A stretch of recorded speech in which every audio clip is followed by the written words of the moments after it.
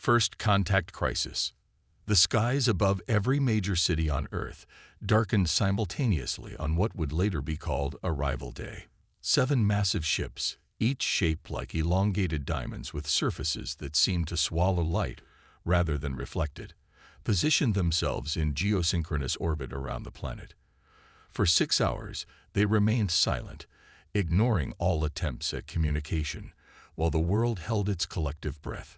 General Marcus Chen stood in the United Earth Defense Command Center beneath Geneva, watching as analysts frantically attempted to gather data on the visitors. 20 years of unified global governance had prepared humanity for many things, but first contact with an advanced alien civilization wasn't one of them. Anything? He asked Commander Elena Reyes, his second-in-command and head of the newly formed Exo-Relations Division. Reyes shook her head, her dark eyes fixed on the main display. Nothing, sir. Our signals bounce right off. No radiation signatures we can identify. No visible propulsion system. They're just waiting. For what?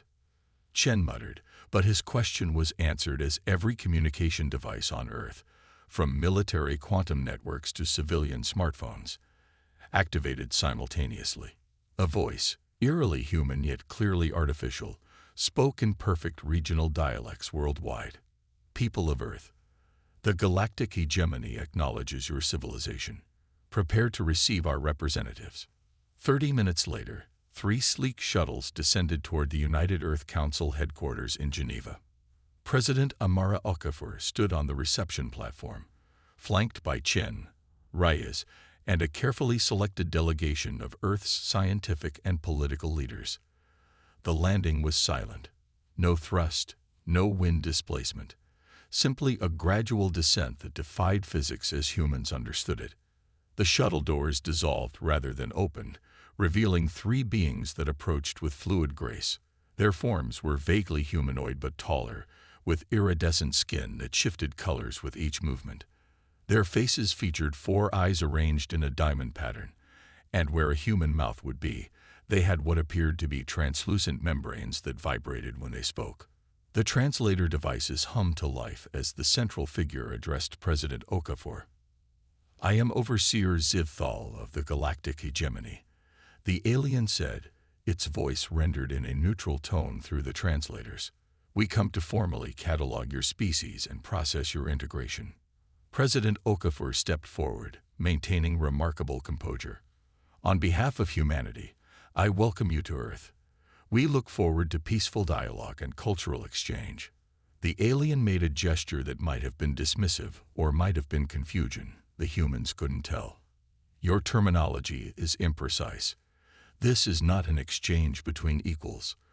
The hegemony has identified your species as reaching the threshold of interstellar capability.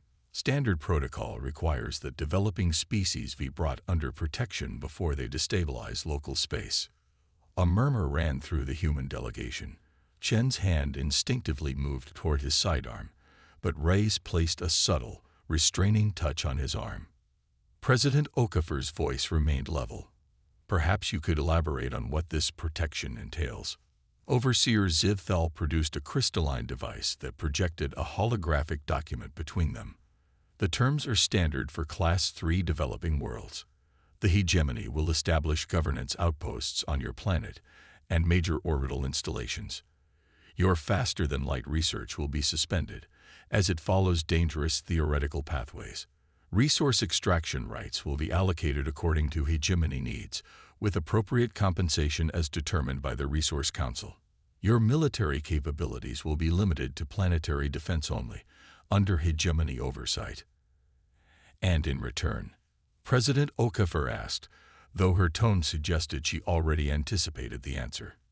You receive hegemony protection, preventing more aggressive species from claiming your world.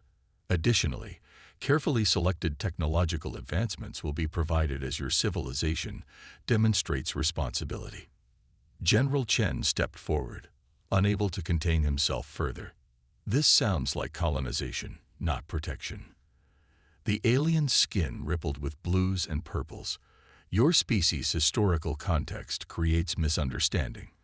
This is the established order that has maintained galactic stability for 12,000 years. 16,000 worlds prosper under this system. President Okafor raised her hand, silencing further comments from her delegation. Overseer Zivthal, we appreciate your offer. However, humanity has its own aspirations for its future. We would prefer to establish diplomatic relations as independent parties. All three aliens went completely still, their skin colors fading to a uniform gray. The two flanking Zivthal exchanged what might have been glances. That is not how this process works, Zivthal finally said. Independence is not an option for developing species. It leads to conflict, resource competition, and eventually war. The hegemony prevents this cycle by replacing it with subjugation. Commander Reyes spoke up, her analytical mind already cataloging the aliens' reactions and searching for leverage. Zivthal turned all four eyes toward her. Your perspective is limited by your evolutionary history. In time, after several generations of guidance, your descendants will understand the benefits of the system. Now, we require your formal acknowledgement of these terms. The alien gestured again to the hovering document. President Okafor straightened her back. I'm afraid I cannot commit humanity to these terms. We require time to consult with our full governing body and population. Consultation is unnecessary. The terms are non-negotiable. Zivthal's skin now pulsed with reds and oranges. We have encountered resistance before. It is always temporary and often costly to the resisting world.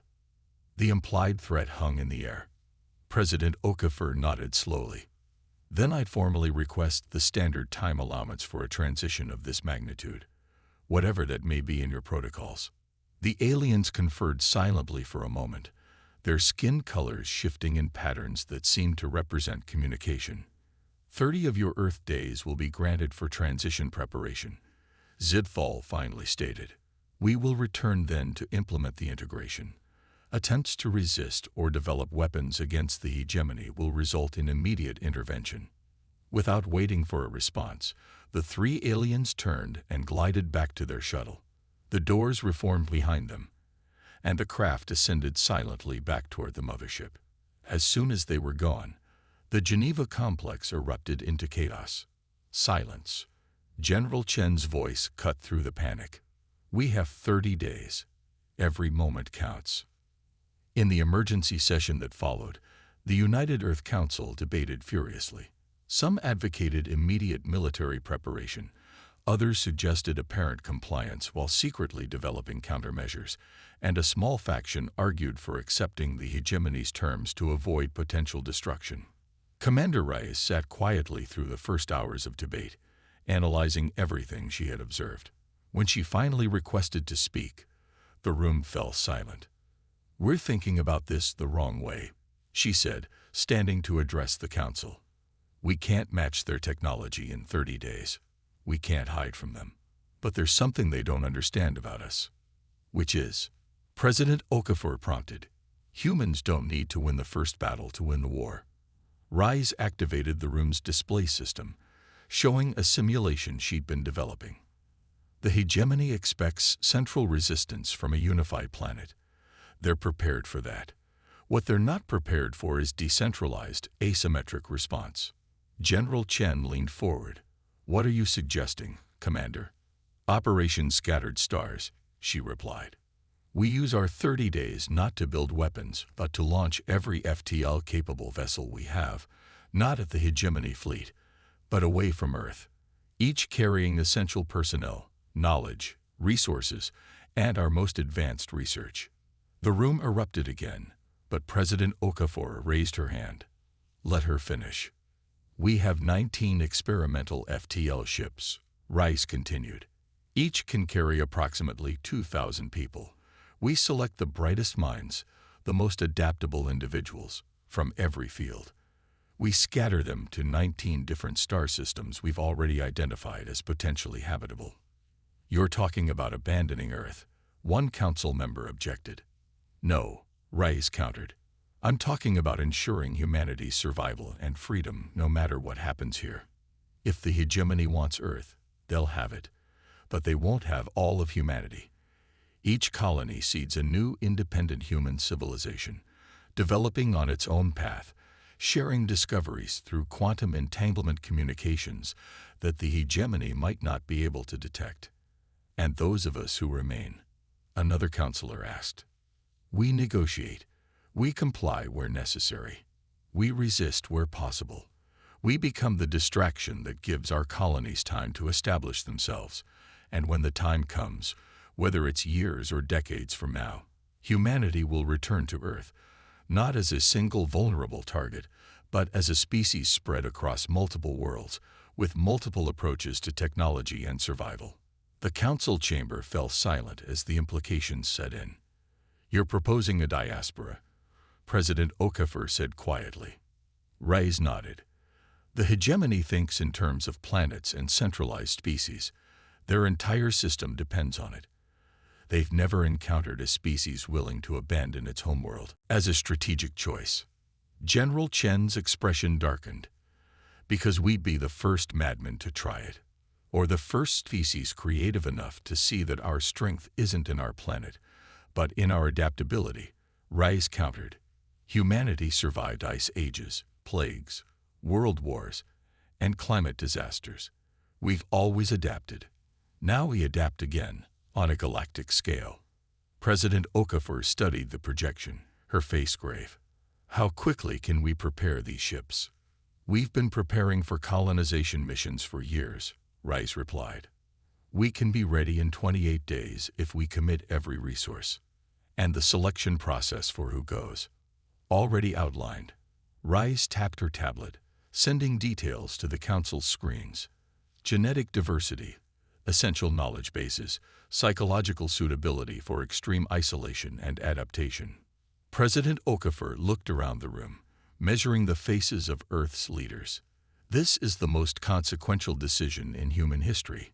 We need consensus. The debate raged through the night, but by morning, Operation Scattered Stars was approved by a narrow margin. The next day, when the hegemony ships adjusted their orbits to better monitor Earth's activities, they observed what appeared to be a planet preparing for integration, while beneath the surface, humanity was preparing for the greatest gamble in its existence. The countdown to launch day had begun. Operation Scattered Stars. Dr. Arjun Singh hadn't slept in 72 hours. His laboratory beneath the Himalayan mountains had been converted into a command center for what might be humanity's most ambitious technological project. Around him, dozens of the world's top physicists and engineers worked frantically, fueled by stimulants and the desperate knowledge that they were racing against extinction. The entanglement matrix is stable, called out Dr. Yumi Tanaka from her station. We've achieved 97% coherence across all 19 nodes. Singh nodded, his bloodshot eyes fixed on the central display where tiny lights represented each of the colony ships, now hidden in underground launch facilities around the world. It has to be 100%. If even one ship loses connection, that colony will be isolated. The quantum entanglement communication system, dubbed Ariadne's thread after the Greek myth, was humanity's lifeline. Once the colonies scattered across different star systems, traditional electromagnetic communications would be useless across such vast distances. But particles that remained entangled would allow instantaneous communication regardless of distance, creating an invisible network connecting the fragments of humanity. How are they monitoring us? Singh asked, turning to the intelligence team. Colonel Wai Lin, head of counter-surveillance, gestured to a holographic display of Earth's orbit. 7 motherships, plus approximately 200 smaller craft, maintaining a sensor network.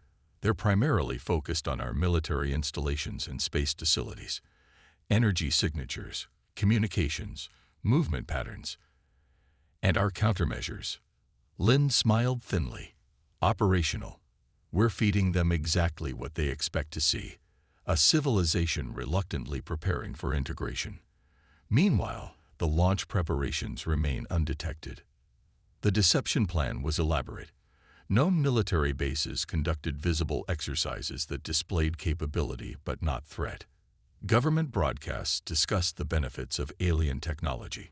Public protests against the hegemony were permitted but contained, reinforcing the image of a planet divided and incapable of unified resistance. Meanwhile, 19 launch facilities, buried deep underground or hidden in remote locations, worked around the clock. The colony ships, originally designed for long-term exploration, had been retrofitted with enhanced FTL drives, expanded cryogenic systems, and the revolutionary Ariane nodes. Commander Elena Reyes entered the laboratory, her uniform rumpled from too many consecutive shifts. Progress report. Singh gestured to the status boards. Ariadne will be ready in 36 hours. The stealth systems are integrated into all 19 ships. We've compressed the knowledge archives to include everything from quantum physics to agriculture, medicine to literature. And the personnel loading. Proceeding on schedule, Lynn answered. 12 ships are already at 90% capacity. The remaining 7 will be complete within 24 hours. Reyes nodded, her expression grave. The hegemony representatives have requested another meeting tomorrow. We need to keep them distracted for the final preparations. The door to the laboratory slid open, admitting General Chen and President Okafor. The room snapped to attention. At ease, the president said, her voice carrying the weight of too many impossible decisions. I've just received word that the hegemony has detected unusual power fluctuations in the Antarctic region. They're sending inspectors. Singh froze. The Southern Cross launch facility is there. Exactly, Chen growled. We need to move up the timeline. We can't, Singh protested. Ariadne isn't fully stabilized. Then stabilize it faster, Chen cut him off. Because in 18 hours, those inspectors will discover what we're doing, and everything falls apart. Ray stepped forward. What if we give them something else to find? A decoy. President Okafor raised an eyebrow. What kind of decoy diverts attention from a massive underground launch facility? A weapon, Ray said simply. Something impressive enough to concern them, but not advanced enough to truly threaten them. We let them discover it, confiscate it, and believe they've neutralized our resistance. The room fell silent as the implications set in. We have prototype gravity manipulators in development, Singh offered slowly. They're nowhere near weapons grade, but with some modifications to the output signatures. Make it happen. President Okafor ordered. General Chen, coordinate with Antarctic Command. Commander Reyes, prepare a contingency launch sequence for all ships in case we need to go before we're ready. As the others hurried to their tasks, Reyes lingered with the president. We're cutting it close, Reyes said quietly. Too close, Okafor agreed, which is why I've made a decision. You're going with the Polaris colony ship. Reyes stiffened. Madam President, my place is here, coordinating. Your place is ensuring that at least one colony has your strategic mind, Okafor interrupted. If this works, Earth will need leadership out there eventually. If it fails, she didn't finish the thought. Before Reyes could protest further, alarms blared throughout the complex. Colonel Lin rushed to the surveillance station. Hegemony shuttles are launching, he reported, his voice tight. 9 of them, heading to different locations around the globe.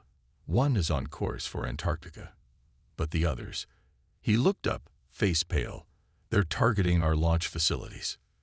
They know, Chen said, his hand reflexively moving to his sidearm.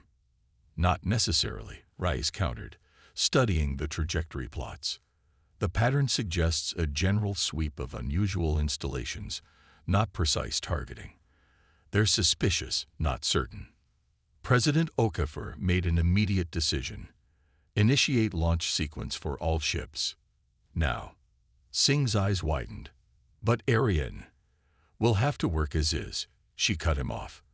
Commander Reyes, get to the Polaris. Colonel Lin, activate all deception protocols. General Chen, prepare Earth's defenses. She looked around the room, meeting the eyes of humanity's best hope. This was always a gamble. Now we roll the dice. Across the planet, 19 massive underground hangars began opening concealed doors. Colony ships powered up engines that shouldn't have been possible according to the physics humans had known just a decade earlier. In the Himalayas, Dr. Singh made final, desperate adjustments to the entanglement matrix, while military units worldwide moved to predetermined positions, ready to create diversionary conflicts if needed. The hegemony realized something was happening too late. By the time their sensors detected the massive energy spikes, the first colony ships were already breaking atmosphere, their revolutionary stealth systems confounding alien targeting systems. Aboard the Polaris, Commander Reyes strapped into the command chair, watching as Earth fell away below them. Around the planet, 18 other vessels were doing the same, each on a different vector. Ariadne status, she demanded. Her communications officer checked the quantum link. Stable but fluctuating. We're receiving signals from 13 other ships clearly. The others are fuzzy. Not perfect, but it would have to do. Reyes opened a channel to all ships that could hear her. This is Commander Reyes. Execute scatter protocol. Maximum FTL on my mark. She took one last look at the blue planet below, where the hegemony ships were now mobilizing in pursuit. Remember, we're not running away. We're ensuring humanity survives to fight another day. She gave the order, and across space, 19 ships vanished into FTL tunnels, each heading toward a different star. Behind them, the hegemony vessels managed to intercept only one, the Antarctic launch, which contained not colonists but a skeleton crew and the discovered gravity weapon. On Earth, President Okafor faced the furious overseer Zidthal with remarkable calm. "What have you done?"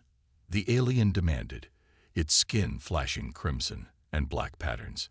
"Ensured that humanity will never be just another subjugated world in your collection," she replied. "The ships you failed to capture carry our future. You may control Earth, but you will never control humanity." The overseer's translator couldn't quite capture the emotion in its reply, but the meaning was clear. The hegemony has existed for 12,000 years, preventing exactly this kind of chaos. Those ships will be found. President Okafor smiled. "Perhaps, but we're very good at hiding, and even better at surviving against the odds." As the hegemony took control of Earth's major installations, an emergency session of their council convened on the mothership. For the first time in thousands of years, they faced a completely unprecedented situation, a species that had willingly fragmented itself rather than submit to integration. Humanity had just changed the rules of a game the hegemony had dominated for millennia. The tables turn. 5 years passed on Earth under hegemony control. The aliens had established their governance centers in major cities, restricted human technology development, and begun the systematic extraction of resources according to their integration protocols. To most observers, it appeared that humanity had been successfully subjugated, minus the small matter of 19 missing ships that had become something between legend and forbidden knowledge among the population. What the hegemony didn't realize was that Earth itself was now one massive intelligence-gathering operation. Every interaction with alien technology was studied. Every overheard conversation between administrators was recorded. Every pattern of behavior was analyzed. While appearing to cooperate, humans were learning everything they could about their overseers. Meanwhile, across the galaxy, something unprecedented was happening. On Proxima Centauri, the colony that had arrived aboard the ship Odyssey had adapted to the high-gravity environment by developing settlement structures that utilized the planet's natural electromagnetic fields. Their agricultural techniques had evolved to harness the red dwarf star's unique radiation patterns. In the TRAPPIST system, 3 separate colonies had established specialized economies that traded with each other, developing unique technological approaches based on their different planetary conditions. The colony on Kepler 442 bits, led by geneticists who had recognized the potential of the planet's unique biochemistry, had already begun carefully controlled human adaptations to better survive in their new environment. Most importantly, all 17 successful colonies, 2 ships had been lost, one to a navigational error, another to a catastrophic drive failure, remained connected through the Ariadne network. Dr. Singh's imperfect entanglement matrix had actually created an advantage. Rather than a single unified network, Ariadne had formed into clusters of entangled colonies. This compartmentalization meant that if the hegemony discovered one group, they wouldn't automatically find them all. Aboard the orbital station circling a planet they'd named Novaterra, Commander Elena Reyes, now Governor Reyes of the most successful human colony, received the encrypted quantum transmission she'd been waiting 5 years to see. Checkmate position achieved. The message read simply. Reyes allowed herself a small smile before turning to her council. It's time. Phase 2 begins. Within days, specially equipped scout ships departed from each colony world. Unlike the massive colony vessels, these were small, agile crafts designed for a single purpose: infiltration. On Earth, General Chen, now the leader of the worldwide resistance network, received his own signal through means the hegemony still hadn't detected: patterns of seemingly random solar flare activity that contained embedded messages. The resistance shifted from intelligence gathering to active preparation. The plan had taken 5 years to develop because it had required understanding a fundamental truth about the hegemony. For all their technological advancement, they had stagnated. Their 12,000-year-old system had bred complacency. Innovation happened slowly, methodically, without urgency. They maintained control not through technological supremacy alone, but through a carefully balanced political system that prevented any single species from gaining too much power. And they had never, in their long history, encountered a species that evolved as rapidly under pressure as humans. The scout ships that now approached hegemony worlds carried humanity's response to subjugation, not weapons of destruction, but weapons of disruption. Each contained specialized quantum-entangled devices designed to interface with hegemony systems in ways their creators had never anticipated. The first target was a hegemony communications hub in a neighboring star system. A human infiltration team, disguised using technology developed on the Kepler colony, inserted a seemingly harmless upgrade into the hub's maintenance cycle. Within hours, the hub began experiencing efficiency improvements, actually a subtle data-gathering operation that recorded and transmitted every communication passing through. Similar operations occurred across 12 key hegemony installations. Not one was detected. On Earth, the hegemony regional governor, a being called Nemvoth who had replaced Overseer Zithval, noticed something odd in the behavior of the human population. Productivity was increasing. Compliance was improving. Yet something felt wrong. They appeared too satisfied. Nemvoth told his security chief, 5 years is insufficient time for cultural adaptation to integration. The security chief, a veteran of 17 planetary integrations, shrugged his upper limbs. Humans are remarkably adaptable. Their historical records show rapid cultural shifts even before our arrival. Neither noticed that the improved compliance was actually a carefully orchestrated performance, designed to lower hegemony vigilance just as the human plan entered its critical phase. 6 months after the infiltrations began, Governor Reyes received another transmission. Library complete. The library was the most comprehensive database of hegemony technology, political structures, species biologies, and defense systems ever compiled outside the hegemony's own archives. The infiltrated communication hubs had given humanity access to the accumulated knowledge of 12,000 years of galactic history. And buried within that knowledge, they found exactly what Dr. Singh had theorized might exist: the fundamental weakness in hegemony technology. For all their advancement, the entire hegemony technological base relied on a specific approach to manipulating quantum fields, an approach that had become standardized across all member species over millennia. It was elegant, efficient, and utterly vulnerable to the alternative approach that isolated human colonies had developed independently. With this knowledge, the scattered colonies began construction of a device they called the Gordian Key, a quantum field manipulator that could, with precise application, temporarily disable any standard hegemony technology within its range. On Earth, As the device neared completion on Novaterra, General Chen received his final solar flare message: prepare reception. The day of reckoning arrived exactly 7 years after the hegemony had taken control of Earth. Governor Nemvoth was in the middle of a routine administrative meeting when every hegemony device in the Geneva complex simultaneously deactivated. Lights, environmental controls, communication systems, even the personal devices of hegemony officials, all went dark. In the confusion that followed, no one noticed the diplomatic shuttle that landed on the roof, a shuttle bearing hegemony identification, but piloted by humans from the Novaterra colony. Governor Reyes, accompanied by Dr. Singh and representatives from each colony, walked into the darkened council chamber where Nemvoth and his administrators were trying to understand what had happened. The integration of Earth is concluded, Reyes announced, her voice carrying in the silent room. The hegemony's authority here is hereby revoked. When emergency power activated, the hegemony officials found themselves surrounded by human security forces led by General Chen. Nemvoth stared at Reyes, his skin cycling through patterns of confusion and alarm. This is impossible. You're one of the escaped colonists.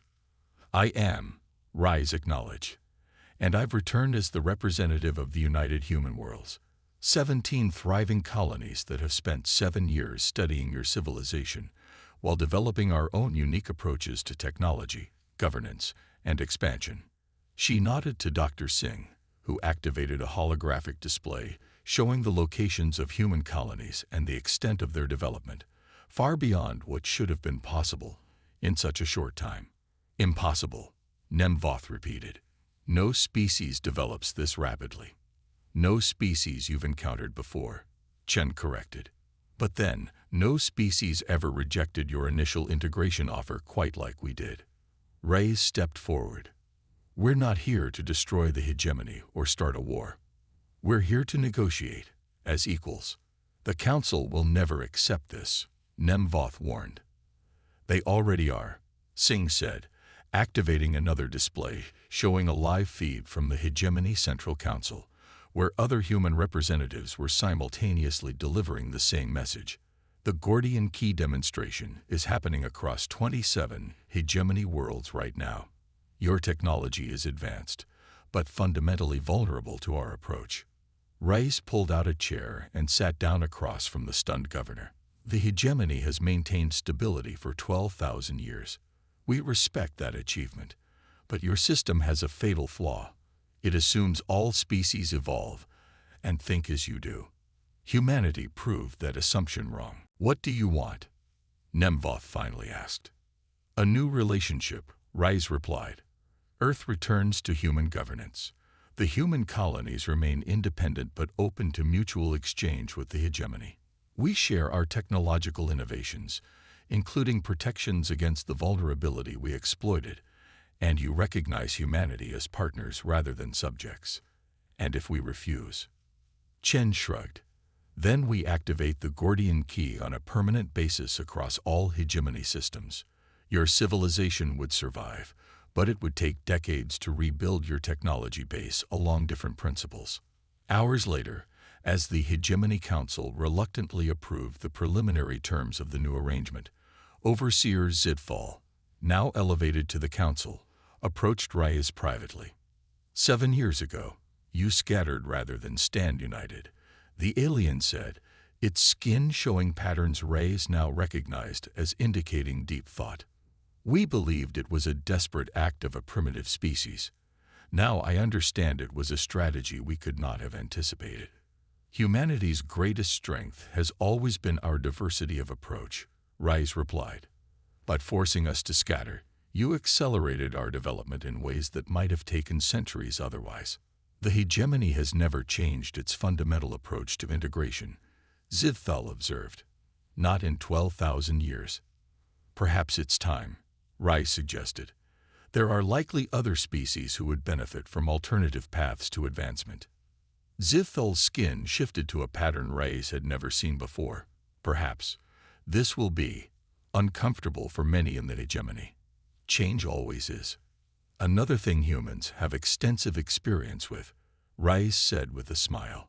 We could help with that transition if you're willing to learn from us as equals. As the Earth celebrated its return to self-governance and prepared to formally join the network of human colonies, a new chapter in galactic history began, one where humanity's rejection of traditional diplomacy had not led to war, but to something the hegemony had never experienced in its 12,000-year existence: genuine innovation in how civilizations could coexist. The scattered stars had become humanity's greatest strength, and the galaxy would never be the same.